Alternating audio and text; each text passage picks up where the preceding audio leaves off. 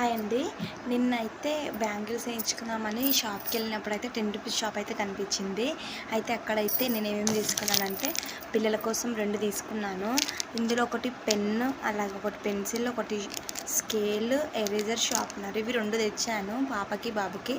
మా బాబు దాన్ని 5 ఉంటే 5ని 5 రకాలుగా చేసి పెట్టాడు. ఇది హనీ పాపది. ఇంకోటి వచ్చేసి క్లిప్ 10 రూపీస్, చాలా బాగుంది. సింపుల్గా ఇలా హెయిర్కి పెట్టుకోవడానికి ఇట్లా బాగుంటుంది.